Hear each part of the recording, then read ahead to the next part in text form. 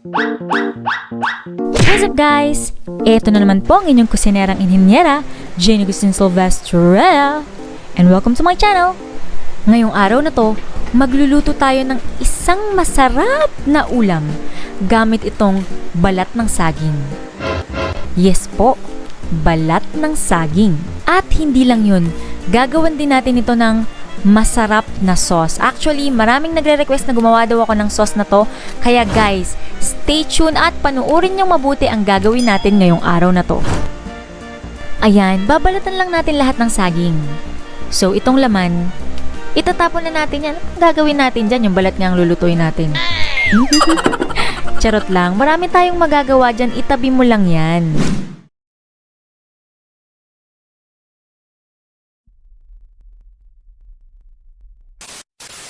So, yung balat lang talaga yung gagamitin natin dito guys. Huwag nyong isasama yung tangkay kasi matigas na yon at saka ma-fiber. Next, make sure na hugasan yung mabuti yung balat ng saging. Pwede nyong is-isin o i-rub gamit ang inyong kamay. Pagkatapos ay papakuluan natin ito for 2 to 3 minutes para siguradong matanggal yung mga dumi-dumi. Pagkatapos kong pakuluan, pinalamig ko lang ng konti tapos hinugasan ko ulit siyang mabuti. 'Di ba? Para siguradong malinis. So bago natin tadtarin yung balat ng saging, unahin muna natin yung bawang at sibuyas. Dahil wala lang, trip ko lang.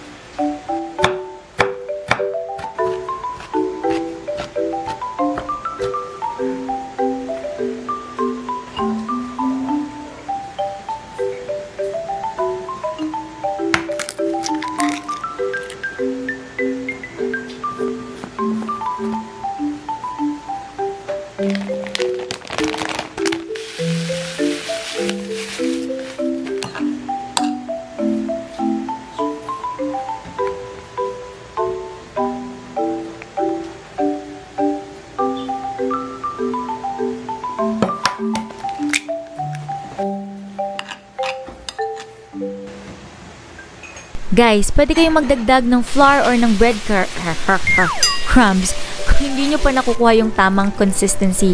Makikita nyo naman yan kung medyo malagkit pa at baka mahirapan kayong i-form or i-shape siya for later. I used 1/4 cup as my scooper or kaya naman 4 tablespoon. So ang ginagawa ko, inilalagay ko siya rekta dyan sa ating bread crumbs para mas madali ko siyang ma-form at ma-shape.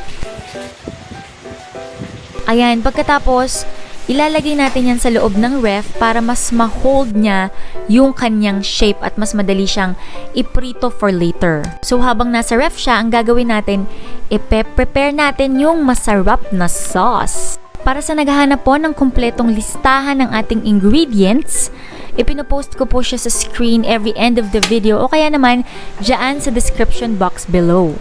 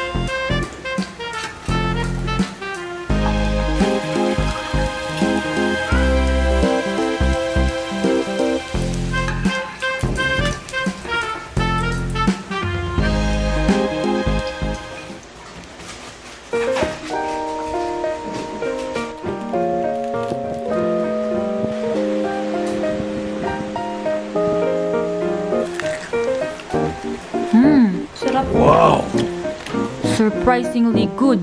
Ang sarap niya. Lasang chicken, baboy, baka.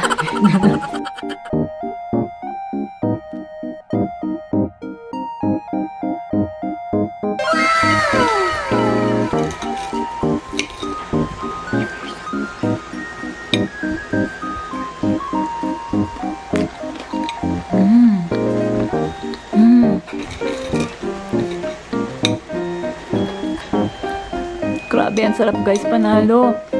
What can you say? It's so yummy. Crunchy and creamy. Let's try it with rice. How did you make it into You just watch my vlog. Mmm.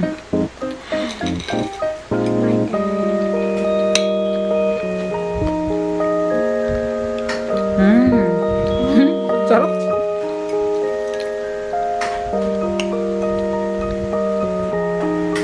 Iya taking over. Yummy. Ito na nga guys ang ating banana peel burger steak. Linam-nam ulam, linam. Pero in fairness masarap talaga siya, lalong-lalo na yung sauce, kaya itry nyo na. At syempre, para sa ating shoutout po kay Joel Samonte from Baler, Aurora. Shoutout kay Paul Carlo Capunan. Shoutout po kay Mom Shmawi. Shoutout kay Emerson J. Mindog. Shoutout kay Zenel Montano. Shoutout kay Gretchen Librilla from Marikina City. Shoutout sa aking pinsan na si B-Boy at sa kanyang vlog, Big Boy PH. Shoutout kay Mitch Ortega. Shoutout kay Lira Liboon from Victoria City, Negros Occidental. Muli, maraming salamat po sa inyong lahat. Sana po'y nagustuhan nyo ang ating recipe for today. If you do, please don't forget to give it a thumbs and share this video. Kita-kits ulit guys on my next vlog. Keep safe and God bless us all. Bye!